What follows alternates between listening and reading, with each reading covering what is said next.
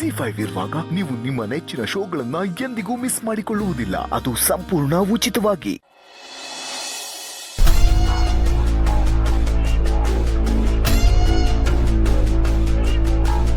ಜೀವ ಏನಪ್ಪ ಜೀವ, ನಿನಗೆ ಅಂತ ಒಂದು ಮನೆ ಇದೆ, ಹೋಗೋದಿಲ್ವಾ ಇದಕ್ಕೆ?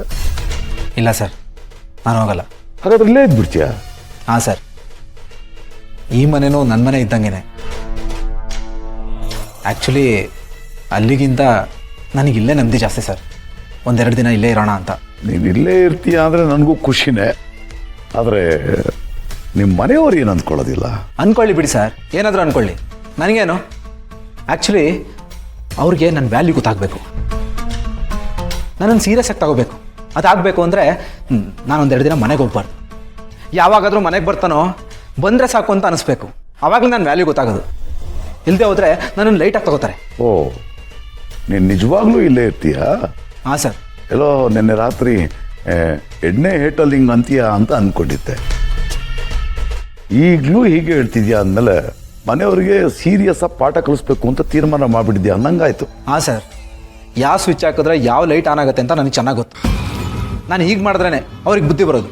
ಅದು ಸರಿನೇ, ಆದರೆ ನನ್ನ ಕಡೆಯಿಂದ ಒಂದು ಸಜೆಷನ್ ಅಪ್ಪ. ನೀನು ಇಲ್ಲಿರೋ ಬದಲು ಬೇರೆ ಎಲ್ಲಾದರೂ ರೂಮ್ ಮಾಡ್ಕೊಂಡಿರೋದು ಒಳ್ಳೆಯದು ಅಂತ ನನಗನ್ಸುತ್ತೆ.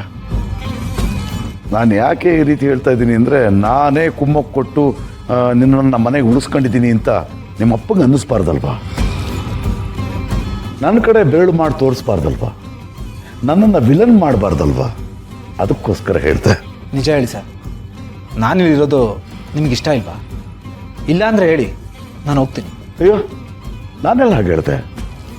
ನನ್ನ ಕನಸನ್ನು ನಾನು ಹೇಳ್ಕೊಂಡೆ ಅಷ್ಟೇ. ನಾನು ಹೇಳಿದ್ದು ನಿನ್ನ ಒಳ್ಳೆಯದಕ್ಕೆ. ನೀನು ಕಂಫರ್ಟಬಲ್ ಆಗಿರ್ಬೋದು ಅಂತ ಹೇಳಿದೆ ಅಷ್ಟೇ. ನೀನು ಇಲ್ಲಿದ್ದರೆ ನನಗೂ ಖುಷಿನಪ್ಪ. ನಮ್ಮವರು ನಮ್ಮ ಜೊತೆ ಇದ್ದಂಗೆ ಅಲ್ವಾ? ಹಾಂ ಸರ್, ನಿಮಗೂ ಕಂಪ್ನಿ ಸಿಗ್ದಂಗೆ ಆಗುತ್ತೆ. ಹಾಂ, ನನಗೂ ಕಂಪ್ನಿ ಸಿಕ್ತಂಗೆ ಆಗುತ್ತೆ. ನೋಡಪ್ಪ, ಏನು ಮಾಡ್ತೀಯ ಅಂತ? ಇಲ್ಲೇ ಇರ್ತೀಯಾ ಅಥವಾ ಹೊರಗಡೆ ರೂಮ್ ಮಾಡ್ಕೊಂಡಿರ್ತೀಯ ಅಂತ? ನಾನು ಇಲ್ಲೇ ಇರ್ತೀನಿ ಸರ್, ನನಗೆ ಇಲ್ಲೇ ಕಂಫರ್ಟಬಲ್. ನಿಮ್ಮ ಜೊತೆ ಇದ್ದರೆ ನನಗೆ ಬೆಟರ್ ಫೀಲ್ ಆಗುತ್ತೆ ಸರ್. ಹಾಗೆ ಮಾರಲ್ ಸಪೋರ್ಟು ಸಿಕ್ತಾಗತ್ತೆ. ಆಯ್ತಪ್ಪ, ನೀನು ಎಷ್ಟು ದಿವಸ ಇಲ್ಲಿರಬೇಕು ಅಂತಿದ್ಯೋ ಅಷ್ಟೇ ಸಹ ಇಟ್ಬಿಡು. ಇದು ನಿಮ್ಮನೇನೆ. Thank you sir. ನೀನು ಒಳ್ಳೆ, ಇದಕ್ಕೆಲ್ಲ ಯಾಕಪ್ಪ ಥ್ಯಾಂಕ್ಸು? ಹಾಂ, ನೀನು ಆರಾಮಾಗಿರು. ಸರಿ ಸರ್, ನಾನು ಆಫೀಸಿಗೆ ಹೋಗಿ ಬರ್ತೀನಿ. ಸರಿಪ್ಪ, ಬೇಗ ಬಾ, ಸಂಜೆ ಪಾರ್ಟಿ ಮಾಡೋಣ. ಶೋರ್ ಸರ್, ಜೋರಾಗೆ ಪಾರ್ಟಿ ಮಾಡೋಣ.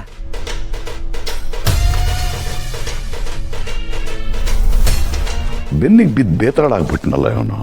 ಒಳ್ಳೇದೇ ಅಲ್ವಾ ಸರ್? ನಿಮ್ಮ ಕಂಟ್ರೋಲಲ್ಲಿ ಇರ್ತಾರೆ ಅಲ್ವಾ?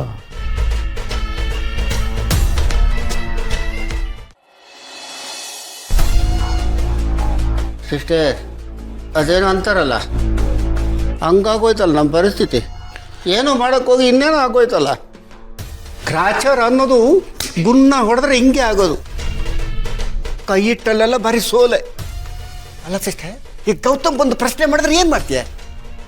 ಏನು ಪ್ರಶ್ನೆ? ಏನಮ್ಮ ಇದೆಲ್ಲ? ಮನೇಲಿ ನೀವೆಲ್ಲ ಇದ್ದುಕೊಂಡು ಇಂಥ ಇನ್ಸಿಡೆಂಟ್ ನಡೆಯಕ್ಕೆ ಹೇಗೆ ಬಿಟ್ರಿ ಅಂತ ಕೇಳಲ್ವಾ? ಕೇಳಿದ್ರೆ ನಾನಾದರೂ ಏನು ಮಾಡೋಕ್ಕಾಗತ್ತೆ? ನನ್ನ ಕೈಯಲ್ಲೇನಿದೆ ಅಂತ ಹೇಳ್ತೀನಿ. ಅದು ಹೆಂಗಾಗುತ್ತೆ ಸಿಸ್ಟರ್? ನೀನೇ ತಾನೇ ಹೇಳಿದ್ದವನ ಹತ್ರ, ಭಾಗ್ಯನ ನಾನು ನೋಡ್ಕೋತೀನಿ, ಅದೆಲ್ಲ ನನ್ನ ಜವಾಬ್ದಾರಿ ಅಂತ. ಆ ಭರವಸೆ ಮೇಲೆ ಅವನು ಆರಾಮಾಗಿದ್ದಾನೆ, ನೀನೆಲ್ಲ ನೋಡ್ಕೋತೀಯ ಅಂತ. ಈಗ ನೋಡಿದ್ರೆ ಈಗೆಲ್ಲ ಆಗಿದೆ. ಇದಕ್ಕೆ ಯಾರು ಜವಾಬ್ದಾರಿ ಅಂತ ಗೌತಮ್ ಕೇಳ್ತಾನೆ ಇಲ್ವಾ? ಕೇಳ್ತಾನೆ ಸಿಸ್ಟರ್, ಉತ್ತರ ಕೊಡಕ್ಕೆ ರೆಡಿ ಆಗಿರು. ವೆರಿ ಸಿಂಪಲ್ ಅಣ್ಣ. ಹೇಗಿದ್ರು ಗೌತಮ್ ಇಮೋಷ್ನಲ್ ಫುಲ್. ಗೌತಮ್, ನನಗೆ ತಲೆನೋವಿತ್ತು, ರೆಸ್ಟ್ ಮಾಡ್ತಾ ಇದ್ದೆ, ಆ ಟೈಮಲ್ಲಿ ಇದೆಲ್ಲ ಆಗೋಯ್ತು, ಇನ್ನು ಮುಂದೆ ಈ ಥರ ಆಗದೆ ಇರೋ ಥರ ನಾನು ನೋಡ್ಕೋತೀನಿ ಅಂತ ರೀಲ್ ಬಿಡ್ತೀನಿ. ವೆರಿ ಗುಡ್ ಸಿಸ್ಟರ್, ಒಳ್ಳೆ ಐಡಿಯಾ, ಸೂಪರ್ ಐಡಿಯಾ. ತಲೆನೋವು ಜೊತೆಗೆ ಹೊಟ್ಟೆ ನೋವು ಸೇರಿಸ್ಕೊಂಡ್ಬಿಡು, ಎಫೆಕ್ಟಿವ್ ಆಗಿರುತ್ತೆ. ಇರತ್ತೆ, ಒಂದಕ್ಕೆ ಎರಡಾಗತ್ತೆ. ಅಲ್ಲ ಗೌತಮ್ ಹೇಗೆ ಅಂತ ನಿನ್ಗೆ ಗೊತ್ತಿಲ್ವಾಣ? ನನಗೆ ತಲೆನೋವು ಇದೆ, ಹೊಟ್ಟೆ ನೋವು ಇದೆ ಅಂತ ಗೊತ್ತಾದರೆ ನೇರವಾಗಿ ಕರ್ಕೊಂಡೋಗಿ ಹಾಸ್ಪಿಟ್ಲಲ್ಲಿ ಅಡ್ಮಿಟ್ ಮಾಡ್ತಾನೆ. ಓ ಸಿಸ್ಟರ್, ಅದು ಎಫೆಕ್ಟ್ ಜಾಸ್ತಿ ಇರಲಿ ಅಂತ ಹೇಳ್ಬಿಟ್ಟೆ, ಇದು ತಲೆಗೆ ಬರಲಿಲ್ಲ. ಇಂಪ್ಯಾಕ್ಟ್ ಅಲ್ಲ, ಸಿಕ್ಕಾಕೊಳ್ಳೋ ಥರ ಮಾಡ್ತೀಯ ನೀನು. ಸಿಸ್ಟರ್, ಈ ಸಿಕ್ಕಾಕೊಳ್ಳೋದು ಅಂತ ಕೇಳಿದ ತಕ್ಷಣ ನೆನಪಾಯ್ತು. ಹೌದು, ಈಗ ನಾವು ಸಿಕ್ಕಾಕೊಂಡ್ಬಿಟ್ರೆ ಇದೆಲ್ಲ ನಾವೇ ಮಾಡಿದ್ದು ಅಂತ ಆ ಗೌತಮ್ ಮತ್ತೆ ಭೂಮಿಕಂಗೆ ಗೊತ್ತಾಗ್ಬಿಟ್ರೆ ಆಗೇನು ಮಾಡೋದು? ಆಗ ಅವನು ನಮ್ಮನ್ನು ಸೀದಾ ಮೇಲೆ ಕಳಿಸ್ಬಿಡ್ತಾನೆ. ಇಷ್ಟು ವರ್ಷ ಇಂಥವ್ರನ್ನ ನಂಬ್ಕೊಂಡು ಬದುಕಿ ಹಾಳೋದ್ನಲ್ಲ ಅಂತ ಹುರ್ಕೋತಾನೆ. ಆ ಉರಿಗೆ ನಾವು ಸುಟ್ಟು ಭಸ್ಮ ಆಗ್ಬಿಡ್ತೀವಿ ಸಿಸ್ಟರ್. ಸುಮ್ಮನೆ ಇರೋಣ. ನೀನು ಯಾವಾಗಲೂ ಏನಾದರೂ ಒಂದು ಹೇಳ್ತಾನೆ ಇರ್ತೀಯ. ಅಂಥದ್ದೇನೂ ಆಗಲ್ಲ, ಸುಮ್ಮನೆ ಹೆದರಿಸ್ಬೇಡ. ಸಿಸ್ಟರ್, ಈಗ ಭೂಮಿಕಂಗೆ ಇದೆಲ್ಲ ಗೊತ್ತಾಗಿರಲ್ಲ ಅಂತೀಯ? ಹಾಗೇನಾದರೂ ಆಗಿದ್ದಿದ್ರೆ ಇಷ್ಟೊತ್ತಿಗೆ ಭೂಮಿಕಾ ಎಲ್ಲ ಗೌತಮ್ ಹತ್ರ ಹೇಳ್ತಾ ಇದ್ಲು. ಅಂಥದ್ದು ಏನೂ ಆಗಿಲ್ಲ ಅಂತಂದ್ರೆ ಅವಳಿಗೆ ಇನ್ನೂ ಡೌಟ್ ಬಂದಿಲ್ಲ ಅಂತಾನೆ ಅರ್ಥ. ಇದು ಒಂದು ಆಕ್ಸಿಡೆಂಟ್ ಅಂತಾನೆ ಅವಳು ಅನ್ಕೊಂಡಿದ್ದಾಳೆ. ಹಂಗಾದ್ರೆ ಸರಿ, ನಂಬೂಡ ಭದ್ರವಾಗಿರುತ್ತೆ. ಬಟ್ ಈ ಪ್ಲಾನ್ ಫ್ಲಾಪ್ ಆಗೈತಲ್ಲ ಅಂತ ನನಗೆ ಗುರಿ. ಎಷ್ಟೊಳ್ಳೆ ಪ್ಲಾನ್ ಹಾಳಾಗೋಯ್ತು. ಸಿಸ್ಟರ್, ಇದು ನಿನ್ನ ಮಹತ್ವಾಕಾಂಕ್ಷೆಯ ಯೋಜನೆ ಆಗಿತ್ತು. ಆದ್ರೆ ಏನ್ ಮಾಡೋಣ, ಉದ್ಘಾಟನೆಗಿಂತ ಮುಂಚೆನೆ ಕುಸಿದು ಬಿದ್ದ ಸೇತುವೆ ತರ ಆಗೋಯ್ತು. ತೀವ್ರ ಮುಖಭಂಗ. ಅಂಡರ್ಸ್ಟ್ಯಾಂಡ್? ನಿನ್ನ ಉರಿ ನಂಗೆ ಅರ್ಥ ಆಯ್ತು. ಅಂದಮೇಲೆ ಸುಮ್ಮನೆ ಇರು, ಡೈಲಾಗ್ ಎಲ್ಲ ಬಿಡಬೇಡ. ಸಾರಿ ಸಿಸ್ಟರ್, ನಿನ್ನನ್ನು ಉರ್ಸೋದು ನನ್ನ ಉದ್ದೇಶ ಅಲ್ಲ. ಇದನ್ನು ನೀನು ಗಾಯಕ ಸೌರ ಉಪ್ಪು ಅಂತ ತಿಳ್ಕೊಬೇಡ, ಮುಲಾಮ್ ಅಂತ ತಿಳ್ಕೊ. ನಿನ್ನ ನೋವಲ್ಲಿ ನಾನು ಕೂಡ ಶೇರ್ ಹೋಲ್ಡರ್ ಸಿಸ್ಟರ್. ನಿನ್ನ ದುಃಖ ನೋವು ನಂದು ಕೂಡ. ಮತ್ತೆ ಯಾಕೆ ಹೀಗೆಲ್ಲ ಮಾತಾಡೋದು? Sorry sister. ನೀನ್ ಸಾರಿ ನೀನೇ ಇಟ್ಕೋ. ಸಿಸ್ಟರ್, ಸಿಸ್ಟರ್ ಸಿಸ್ಟರ್ ಅಪಾರ್ಥ ಮಾಡ್ಕೊಂಡ್ಬಿಟ್ಲಲ್ಲಪ್ಪ. ಅಯ್ಯೋ ದೇವ್ರೆ.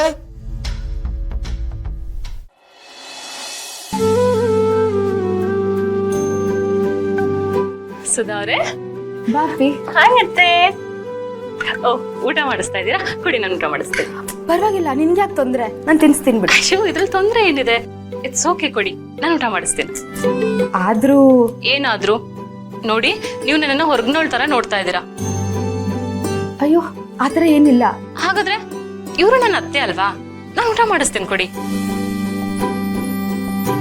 ನೀವು ಹೋಗಿ ಪಾಪು ಊಟ ಮಾಡಿಸಿ, ಆಯ್ತಾ? ಆಮೇಲೆ ಊಟ ಆದ್ಮೇಲೆ ಯಾವ ಮಾತ್ರೆ ಕೊಡ್ಬೇಕು ಅದನ್ನ ಎತ್ತಿಡಿ, ನಾನು ಕೊಡ್ತೀನಿ. ಹಾ.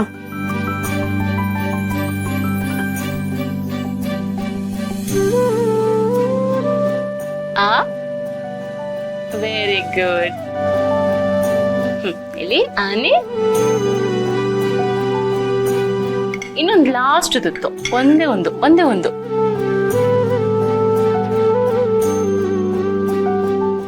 ಮಾತ್ರ ತಗೊಳ್ಳೋಣ ಈಗ.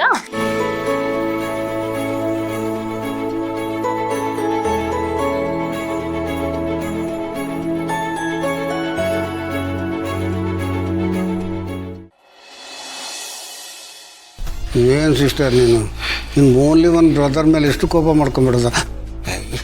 ನನ್ನ ವಿಷಯ ಗೊತ್ತಲ್ಲ ನಿನಗೆ. ನಾನು ಬಡಬಡ ಅಂತ ಮಾತಾಡ್ತಿರ್ತೀನಪ್ಪ, ಅದಕ್ಕೆಲ್ಲ ಸಿಟ್ಟು ಮಾಡ್ಕೋತಾರ.